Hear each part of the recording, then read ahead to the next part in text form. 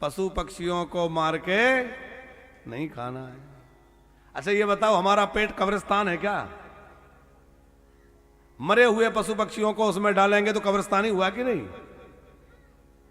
किसी के घर जाएं और वहां किसी की घटना हो गई हो, कोई मृत्यु हो गई हो, तो वहां जाने के बाद हम लोग घर आके नहाते हैं और पशुओं को मार के ऐसे ही खा जाते हैं।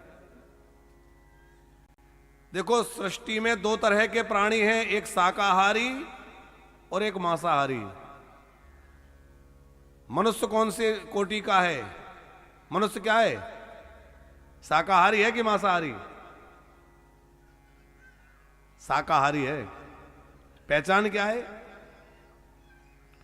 उसकी? पहचान ये है कि जितने भी मांसाहारी पशु पक्षी हैं उनके दांत और नख बड़े बड़े होते हैं, नुकीले होते हैं। आप बिल्ली को, कुत्ते को, शेर को देख लीजिए, उनके नख और दांत बड़े बड़े होते हैं कि नहीं? नुकीले। यहां बड़े बड़े दो दांत होते हैं, हम लोगों के तो ऐसे नहीं है। अच्छा, जितने भी मांसाहारी जीव हैं वो जीव निकाल के पानी पीते हैं।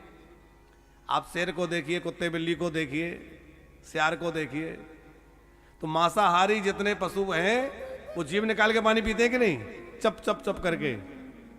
और शाकाहारी श्वास से खींच के पानी पीते हैं। आप गधे को, घोड़े को, गाय को, भैंस को देखिए, श्वास से खींच के पीती है कि नहीं?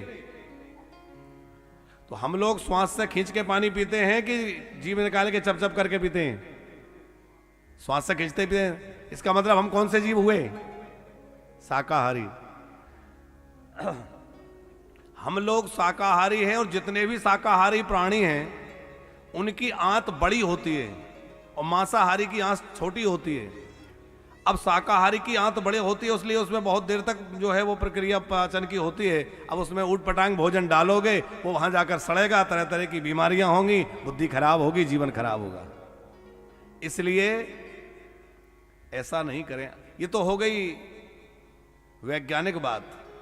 शास्त्र की बात यह है कि जिस पशु को, पक्षी को मारकर खाया जाता है उसके शरीर में जितने रोए होते हैं उतने वर्षों तक जाकर के नरक में रहना पड़ता है। इसलिए भैया पशु पक्षियों को सताना मारना बंद करिए।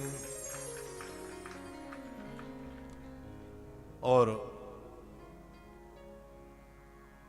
दूसरी बात यह है कि कभी विचार करिए कि हम जिसको भोजन मान के पा रहे हैं उसमें किसी पशु की, किसी पक्षी की संवेदना, उसका दर्द, उसकी पीड़ा, उसका कितना दर्द उसमें मिला हुआ है, उसके साथ कितना कुछ नहीं हुआ, उसको काटा गया, सताया गया, कितना उसको दर्द दिया गया, उसके बाद हम उसको स्वाद से पाएं। अच्छा, हमारी ये बातें आप लोग मानेंगे कि नहीं मानेंगे? कितने लोग मानेंगे? सब मानेंगे?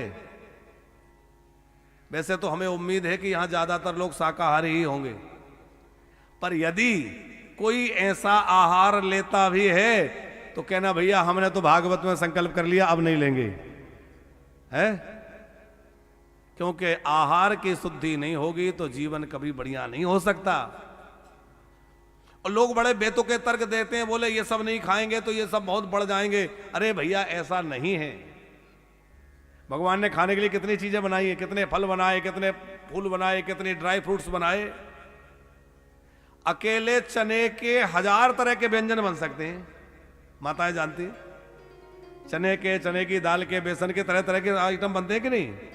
लड्डू बना लो, ये बना लो, वो बना लो, बूंदी बना लो, कितने आइटम बन जाते हैं।